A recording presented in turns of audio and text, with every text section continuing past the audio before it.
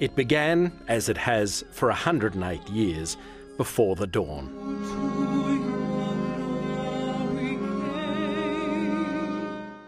On the lawns of the Australian War Memorial, the great shrine to the nation's 102,000 war dead, crowds gathered to pass on the stories of Anzac to a new generation.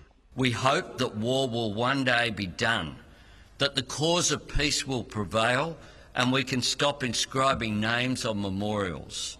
While it was Anthony Albanese's first Anzac address as Prime Minister, there's another Canberra tradition growing in value each year. Remembering the First Nations soldiers who risked all for Australia in war and peace.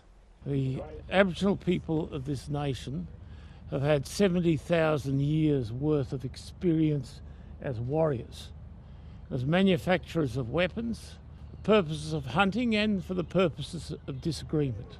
You both keep them all in line, right? But Anzac Day is also about conflicts, very much in living memory. It's 30 years since Australian troops were shipped off to Somalia to support UN efforts in a nation torn apart by a civil war. I've never seen something like this before and it's terrible to miss. I'll be glad to go home, very glad.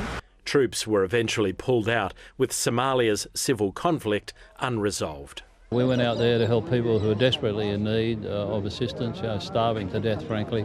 And I think they should just reflect that we went there with good heart, good intention, and did a good job.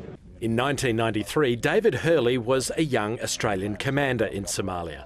Today, he was the first Governor-General to lead an Anzac Day march.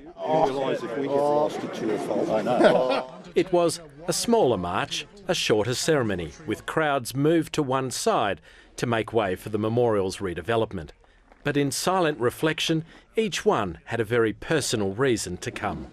They shall grow not old as we that are left grow old. Age shall not weary them, nor the years condemn. And age does weary you, and the years do condemn. So that's life, isn't it?